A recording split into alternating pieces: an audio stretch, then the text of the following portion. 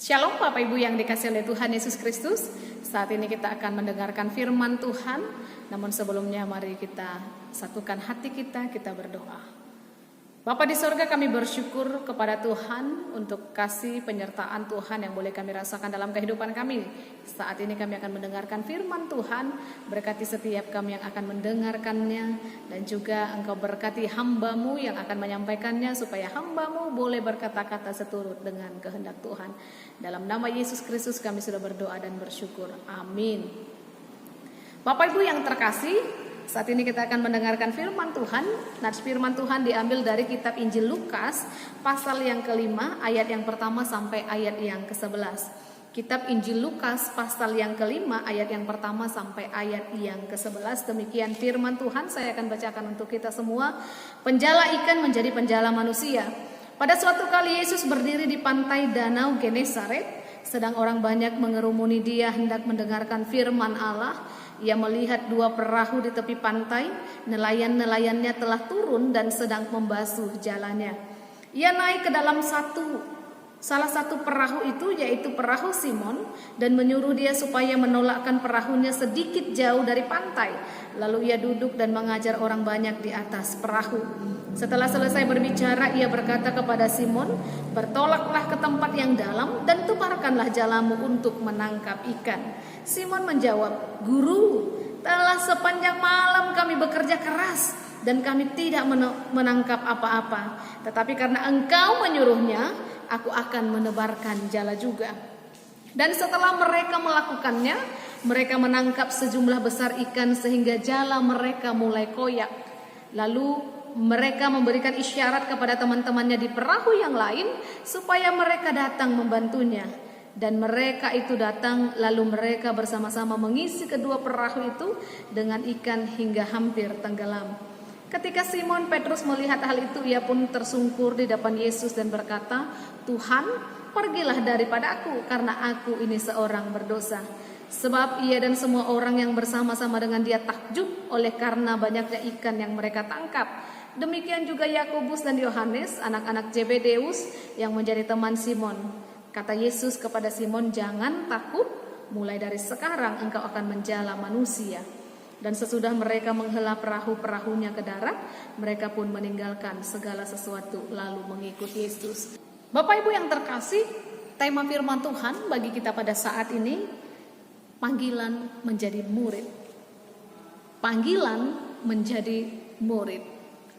Bapak Ibu berbicara tentang panggilan, saya teringat ketika motivasi awal saya menjadi hamba Tuhan, khususnya perenungan di dalam pembuatan khotbah ini, saya flashback kembali panggilan awal, motivasi awal menjadi hamba Tuhan. Saya terinspirasi dari seorang pendeta yang menurut saya baik. Dia melakukan pekerjaan dengan baik sehingga dia banyak disenangi oleh orang. Saya termotivasi, saya ingin menjadi hamba Tuhan juga yang bisa disenangi oleh banyak orang, yang bisa mengabarkan berita tentang Tuhan. Bapak Ibu yang dikasihi oleh Tuhan Yesus Kristus, ketika saya melayani, saya melihat bahwa dalam pelayanan ini, yang dulunya mungkin saya merasa bahwa menjadi seorang hamba Tuhan itu kita akan disenangi, kita bisa mengajarkan firman Tuhan dengan baik. Tetapi ketika diperhadapkan dengan kenyataan, ternyata bahwa ketika kita melayani, tidak semua orang bisa menyenangi, tidak semua orang bisa respect kepada kita, tetapi justru banyak tantangan. Karena setiap kebijakan, setiap peraturan atau setiap kegiatan yang kita lakukan, biasanya ada yang suka, ada yang tidak. Jadi memang saya sadari bahwa menjadi hamba Tuhan itu bukanlah hal yang gampang. Menjadi hamba Tuhan bukanlah hal yang mudah. Dan untuk terus bertahan juga itu bukan hal yang mudah. Saya masih teringat teman-teman saya dulu waktu bersama sekolah di Bandar Baru, ada yang memilih keluar dari pelayanan karena merasa tidak sanggup, karena ya banyak tantangan-tantangan yang boleh didapatkan. Tetapi puji Tuhan, ya saya bisa bertahan, semua adalah karena Tuhan. Dengan satu keyakinan, Tuhan yang memilih, maka Tuhan akan memperlengkapi. Itu menjadi kekuatan. Dan saat ini Bapak Ibu dan Saudara yang terkasih, kita juga mau belajar tentang bagaimana Yesus memanggil Petrus, Yesus memanggil Simon dan juga murid-murid yang lain. Kalau kita melihat dalam konteks Injil Lukas pasal yang kelima, kita melihat bahwa Yesus sedang dikerumuni oleh orang banyak untuk mendengarkan pengajarannya, yaitu di pantai Genesaret. Orang banyak berbondong-bondong ingin mendengar, ingin melihat mujizat yang Yesus lakukan. Jadi orang banyak selalu mengerumuni Yesus. Dan pada saat itulah Bapak, Ibu, dan Saudara yang terkasih, Yesus melihat ada 2 perahu. Pada ayat yang kedua dikatakan, ia melihat ada 2 perahu di tepi pantai itu dan nelayannya sudah membasuh kaki, tandanya sudah selesai. Tapi Yesus menaiki salah satu perahu yang dikatakan di sini itu adalah perahu Simon. Perahu Simon. Dan dalam kitab yang Injil yang lain, itu dalam Markus, Matius, itu lebih spesifik lagi dikatakan bahwa itu adalah perahu Simon dan saudaranya Andreas. Yesus naik ke perahu itu dan kemudian dia menyuruh Simon untuk menolakkan perahunya untuk menolakkan perahunya jauh dari pantai. Lalu Yesus duduk dan mengajar orang banyak dari perahu. Setelah selesai mengajar, kemudian Yesus menyuruh Simon lagi untuk menolakkan perahunya lebih jauh lagi ke tempat yang dalam. Kemudian Yesus menyuruh Simon untuk menebarkan jalannya untuk menangkap ikan. Ketika mendengar ini, apa yang dikatakan oleh Simon? Guru, kami sudah semalaman, sepanjang malam bekerja keras, kami gak mendapatkan apa-apa. Tapi karena engkau yang menyuruh, maka aku akan melakukannya. Kita melihat bahwa ketika Yesus pertama sekali meletakkan kakinya untuk naik di atas perahu Simon, itu sebenarnya adalah awal dari pemanggilan Simon. Tidak ada yang kebetulan, tetapi Tuhan mau menyatakan pemanggilan itu kepada Simon.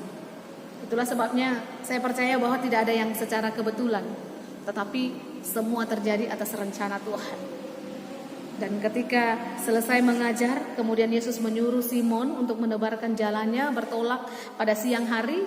Padahal kalau kita melihat nelayan itu, ya yang cocok itu untuk melakukan penangkapan ikan itu ya pada malam hari. Di luar logika sebenarnya.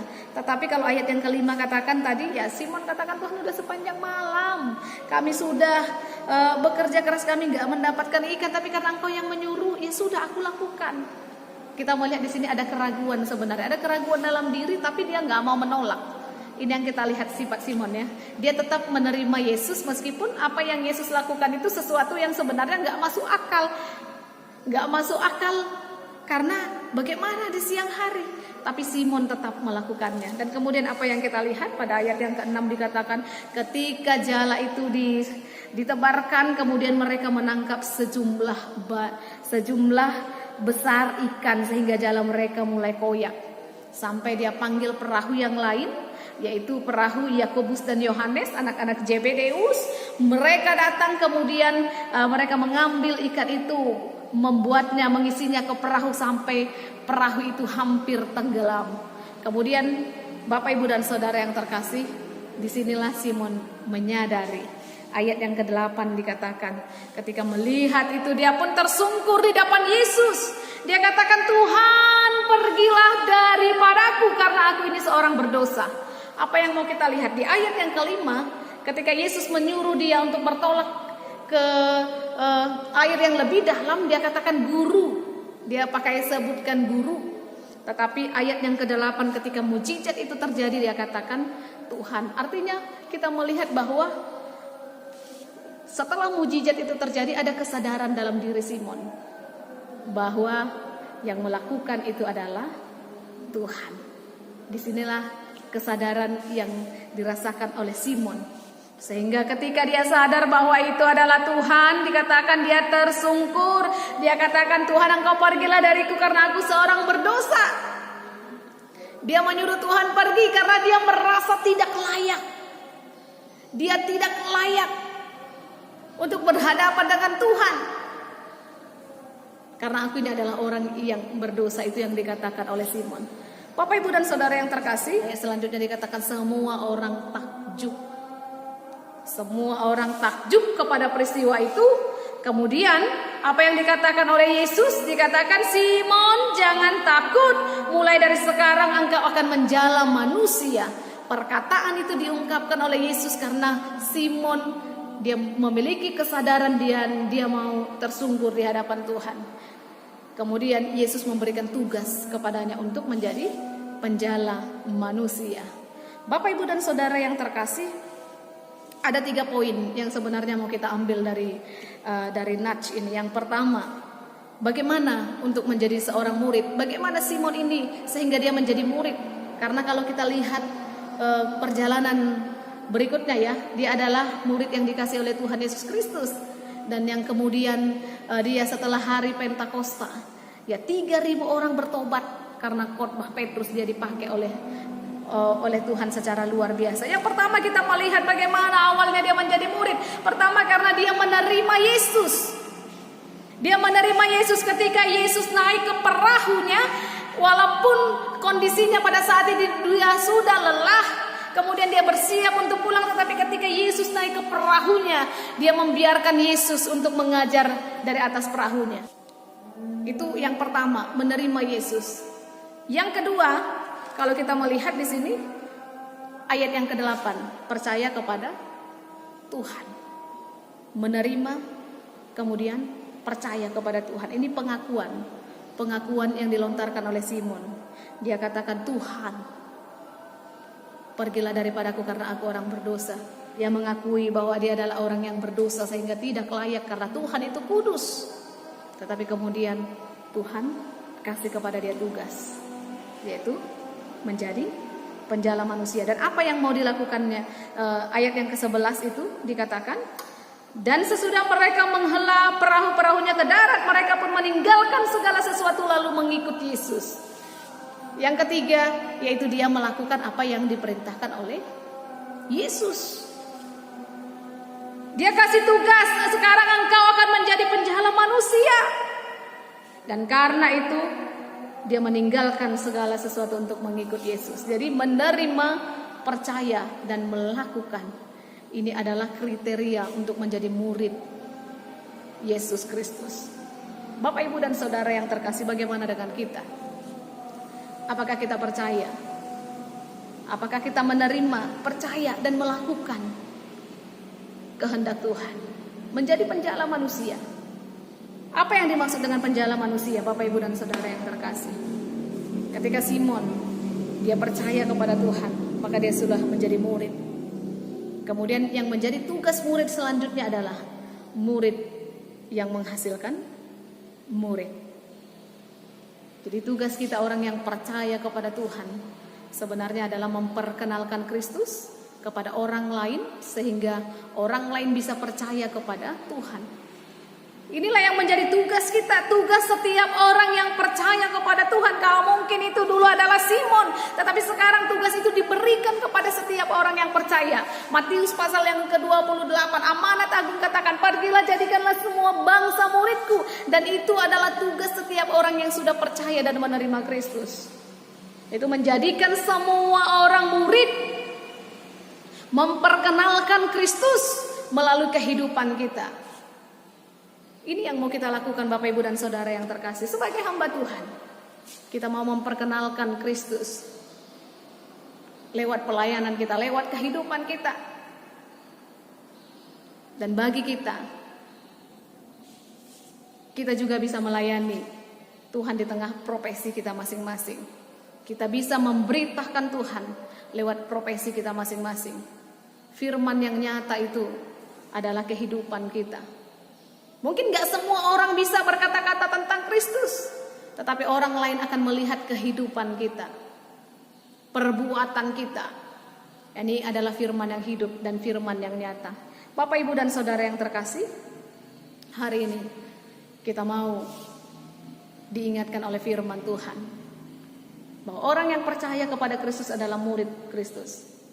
Dan murid Kristus dia punya tugas untuk menghasilkan murid yang lain, memberitakan Kristus kepada setiap orang sehingga tidak ada yang binasa melainkan semuanya beroleh hidup yang kekal. Mari menjalankan misi Kristus dengan mewartakan Injil Kristus kepada setiap orang.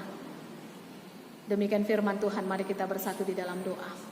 Bapa di sorga, kami bersyukur Tuhan untuk firman-Mu pada saat ini yang boleh menguatkan kami mengenai panggilan kami Tuhan. Biarlah setiap kami yang sudah terpilih menjadi hamba Tuhan, kami semakin diperlengkapi untuk menjadi hamba Tuhan yang betul-betul mengandalkan Tuhan, yang boleh melanjutkan misi Tuhan di tengah-tengah dunia ini. Engkau yang memberkati kami, Engkau yang memampukan kami Tuhan di tengah segala tantangan dan rintangan yang kami hadapi. Tuhan yang menguatkan kami. Terima kasih Tuhan, dalam nama Yesus Kristus kami sudah berdoa. Amin.